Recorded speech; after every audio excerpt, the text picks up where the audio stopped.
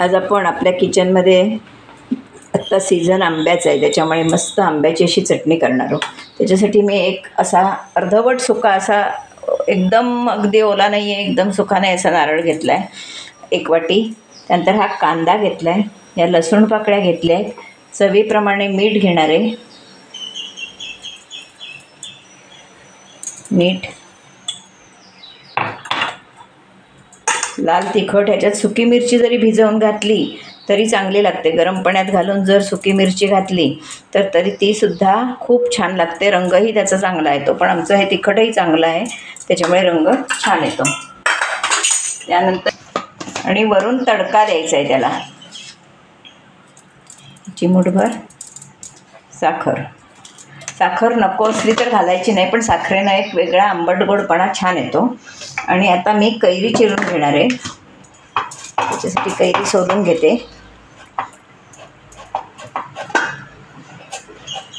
आमचूर पण तुम्हाला करून दाखवणार आहे मी, झटपट होणारा आमचूर करून दाखवणार आहे.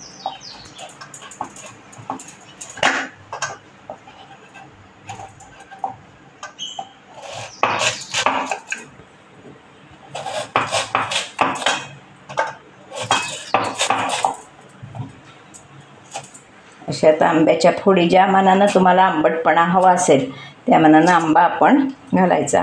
कोणाला जास्त आंबट हवं असतं, कोणाला कमी आंबट हवं असतं, त्याप्रमाणे आंबा घालायचा. ही आपोसची कैरी असल्यामुळे चांगली आंबट आहे, त्याच्यामुळे मी बेतानंच घालणार आहे. बस, तर हे आपलं साहित्य तयार. टाकण्यासाठी हा मी जार घेतलेला आहे, त्यामध्ये पहिल्यांदा कांदा घालते. कांदा, लसूण, आंबा हे सगळंच आता घालते. आपण छान बारीक अशी चटणी वाटून घेऊया. हे असं सगळं मी आता मिक्सरला घेतलं आहे, तर ते मी वाटून घेते. मी या चटणीवर फोडणी घालणार आहे. आता जी आपण चटणी केली आहे त्याच्यावर फोडणी घालणार आहे. छान टेस्टी अशी ही चटणी होते. त्याच्या चटणीवर पहिल्यांदा काय घालणार आहे तर मेथी दाणा आहे. त्याच्यावर मेथी दाणा खूप छान लागतो. या चटणीवर मेथीची फोडणी, मेथी. तर मेथी आपली चांगली झाली आहे. आता आपण हे मोहरी टाकणार आहोत.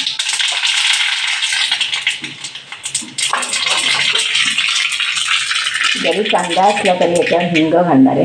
हिंगाची फोडणी छान लागते कांदा जरी असला तरी. आणि ही फोडणी आता मी या चटणीवर घालणार आहे.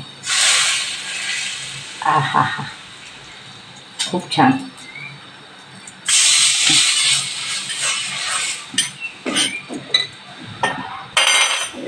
अशी ही चटणी आपली भाकरीबरोबर, पोळीबरोबर, कशाबरोबर खायला तयार आहे. खूप टेस्टी चटणी आहे. असंच कांदा आणि आंबा टकू पण करतात, तेही तुम्हाला दाखवणार आहे. कांद्या आंब्याचं टकू. आंबा सीझनला हे सगळे प्रकार करायचे. तर ही मी चटणी कशी केली ही तुम्ही माझा व्हिडिओ पूर्णपणे बघा. माझा व्हिडिओ जर तुम्हाला आवडला तर लाईक करा, शेअर करा, सबस्क्राईब करा, बेल आयकॉन बटन दाबायला विसरू नका. धन्यवाद.